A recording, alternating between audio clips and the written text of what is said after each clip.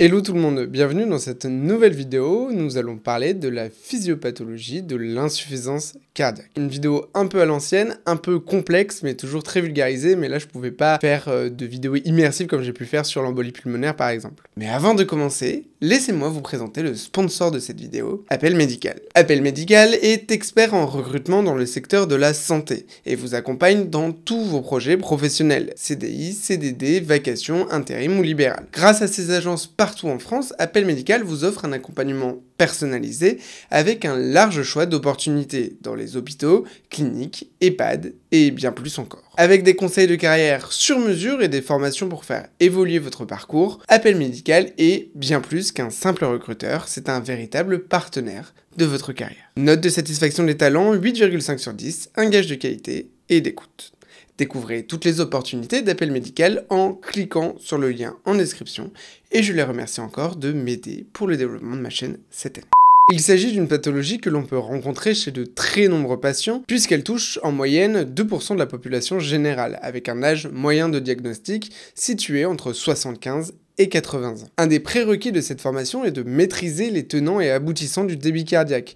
Donc je vous conseille vivement de visionner cette vidéo avant de vous lancer dans celle-ci. Cette vidéo sera découpée en plusieurs chapitres selon le plan suivant. Définition générale, mécanismes compensateurs, les deux mécanismes d'insuffisance cardiaque, les signes cliniques et enfin le diagnostic. Pour débuter avec une définition très générale de l'insuffisance cardiaque, il s'agit d'une pathologie dans laquelle le cœur ne sera plus en capacité de délivrer un débit adapté aux besoins de l'organisme et ou à fonctionner avec des pressions de remplissage normales. L'insuffisance cardiaque est un syndrome défini par une association de signes cliniques, tachycardie, crépitant à l'auscultation, turgescence jugulaire, symptômes tels que la fatigue, la prise de poids, les œdèmes et la dyspnée. Ces signes et symptômes sont causés par une dysfonction cardiaque responsable soit d'un défaut de débit, on l'a dit, ou de pression intracardiaque élevée à l'effort ou au repos, ainsi qu'une potentielle rétention hydrosodée. On le verra, on peut à la fois avoir une diminution du débit cardiaque et une hausse des pressions à l'intérieur des cavités cardiaques et une rétention hydrosodée. Et cette insuffisance cardiaque peut être causée par toutes les pathologies cardiovasculaires,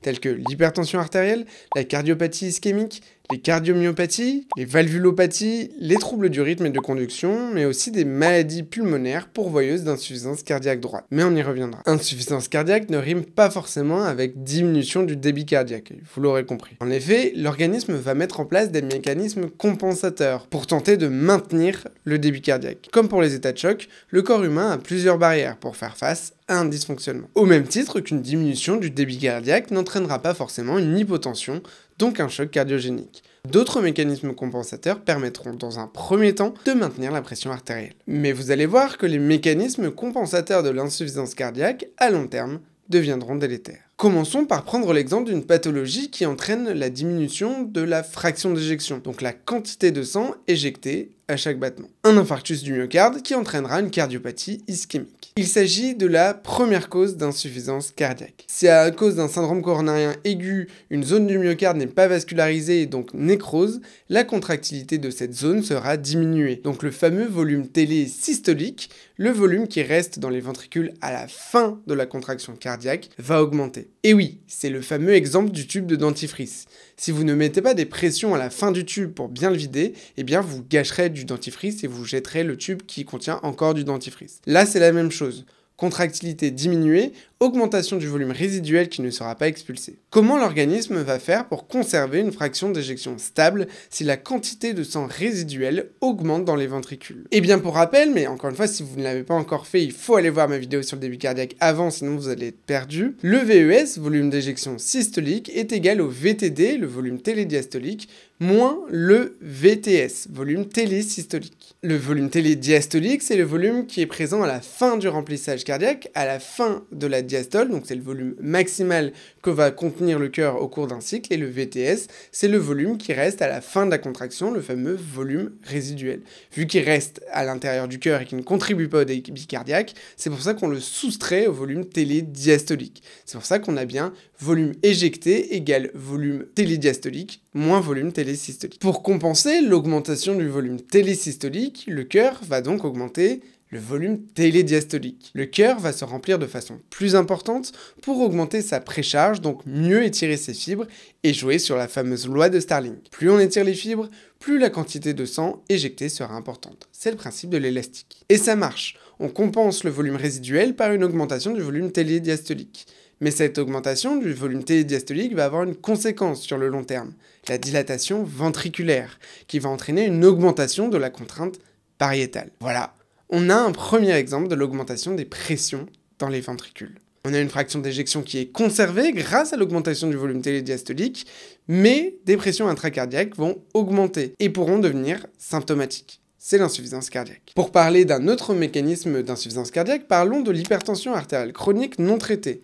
Dans ce cas, le cœur va faire face à une post-charge très importante. Pour lutter contre cette post-charge et conserver donc un débit cardiaque normal, le cœur va augmenter l'épaisseur de ses parois pour gagner en force d'éjection. Mécanisme bénéfique à court terme car il va conserver sa fraction d'éjection malgré une contrainte qui est l'hypertension artérielle, qui est la post-charge, mais délétère sur le long terme car l'hypertrophie cardiaque va elle aussi entraîner une augmentation des pressions au sein des chambres cardiaques, avec une augmentation du travail et de la rigidité cardiaque. J'ai détaillé ce mécanisme plus en détail dans ma vidéo dédiée à l'œdème aigu du poumon cardiogénique disponible juste ici. Bon, très bien, et il se passe quoi si les pressions au sein des cavités cardiaques augmentent? Eh bien dans le ventricule gauche, cette augmentation de pression va se transmettre plus haut, à l'oreillette gauche, en amont du ventricule gauche, puis au capillaire pulmonaire, ce qui pourrait entraîner un passage de liquide vers les alvéoles en cas d'augmentation de la pression capillaire au-dessus de 25 mm de mercure.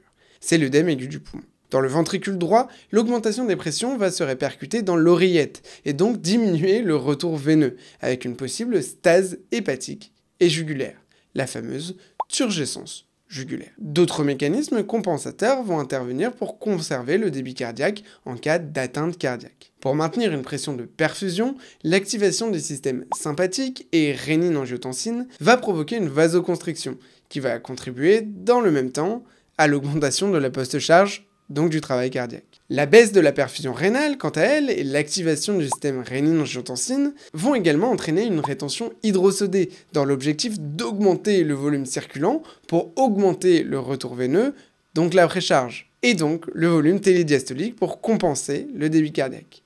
Et ce mécanisme va entraîner la formation d'œdème périphérique, d'épanchement, etc. On distingue deux mécanismes principaux d'insuffisance cardiaque. Insuffisance cardiaque à fraction d'éjection conservée et l'insuffisance cardiaque à fraction d'éjection diminuée. Quand la fraction d'éjection est conservée, le mécanisme principal de l'insuffisance cardiaque est un problème de remplissage et non de contractilité. Le cœur se vide bien avec un petit volume télésystolique mais se remplit mal, avec donc également un petit volume télédiastolique. Généralement, le ventricule gauche n'est donc pas dilaté, mais ses parois sont épaissies avec la présence d'une fibrose. Ce type d'insuffisance cardiaque est généralement associé à de l'hypertension artérielle et ou de l'obésité. Quand la fraction d'éjection est diminuée, le mécanisme principal est un défaut de contraction, donc d'éjection du ventricule gauche. Le volume télésystolique augmente, le ventricule gauche se dilate avec l'augmentation du volume télédiastolique qui vient compenser cette diminution de contractilité. Ces différences d'insuffisance cardiaque vont surtout avoir une influence sur le traitement mis en place chez ces patients. A noter que dans l'insuffisance cardiaque, des troubles du rythme secondaires vont être fréquents en raison du remodelage cardiaque. Et ces troubles du rythme peuvent venir aggraver, transitoirement ou durablement, l'insuffisance cardiaque. Voilà, on a vu la physiopathologie de l'insuffisance cardiaque avec ce fameux triangle diminution de la fraction d'éjection, augmentation des pressions intracardiaques et rétention hydrosodée, avec la possibilité de ne pas avoir les trois mécanismes en même temps. Passons maintenant au diagnostic pour détailler un peu plus les signes cliniques et autres. Dans l'insuffisance cardiaque, on retrouve fréquemment une dyspnée à l'effort, mais qui n'est que peu spécifique à cette pathologie, elle peut provenir d'ailleurs. Et le degré d'effort pour lequel apparaît la dyspnée d'effort permet d'obtenir un bon reflet de sa sévérité, notamment avec la classification New York Heart Association que je vous affiche juste ici. On retrouve également l'orthopnée qui correspond à une gêne respiratoire en position allongée, obligeant à dormir la tête surélevée. Un autre signe fonctionnel que l'on retrouve d'ailleurs pas mal au SAMU, c'est la dyspnée paroxystique nocturne, la gêne respiratoire au milieu de la nuit qui réveille le patient et qui l'oblige à s'asseoir au bord du lit. C'est un signe de début d'OAP. Il existe d'autres signes que l'on pourrait associer à une cause respiratoire, qui doivent pourtant évoquer l'insuffisance cardiaque. La respiration sifflante à l'expiration, la toux lorsqu'elle survient à l'effort ou lorsque la personne s'allonge, et l'hémoptysie qui peut, elle, traduire une hypertension veineuse pulmonaire. On en a longuement parlé dans la vidéo sur l'œdème aigu du poumon, l'insuffisance cardiaque peut entraîner une détresse respiratoire aiguë en cas d'OAP. D'autres symptômes peuvent évoquer l'insuffisance cardiaque. Ils seront détectés lors de l'examen cardiovasculaire, et d'ailleurs je vous renvoie aussi vers cette vidéo sur le sujet, si ça vous intéresse. La fatigue au repos, la prise de poids associée à des œdèmes, une faiblesse musculaire, des palpitations,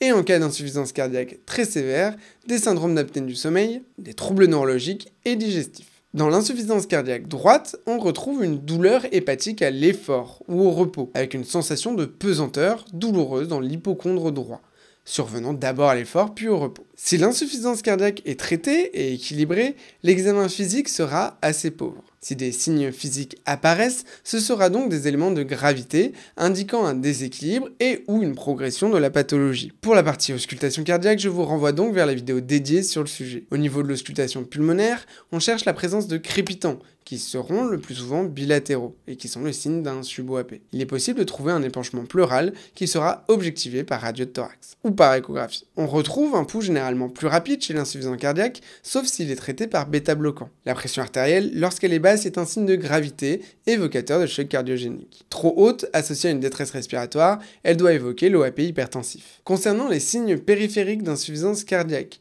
on recherchera 5 signes spécifiques. La turgescence jugulaire, le reflux hépato-jugulaire, l'hépatomégalie, les œdèmes périphériques, mous, blancs, indolores, prenant le godet et prédominant dans les parties déclives du corps, membres inférieurs et région lombaire pour les patients alités.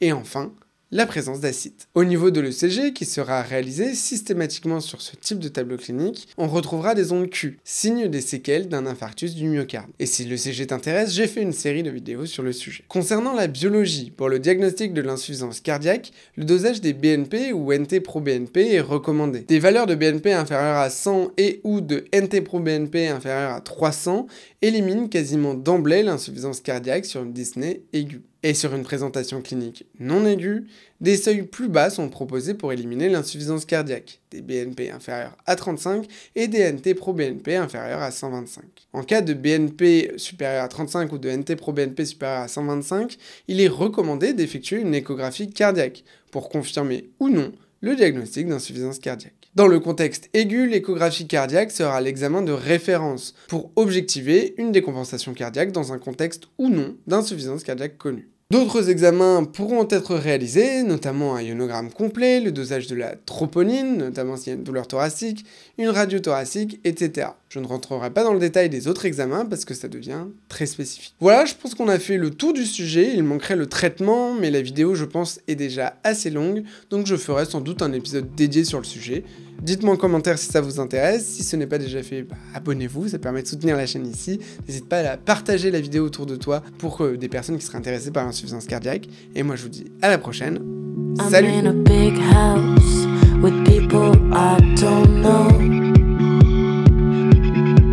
There's a reason, but it's not clear.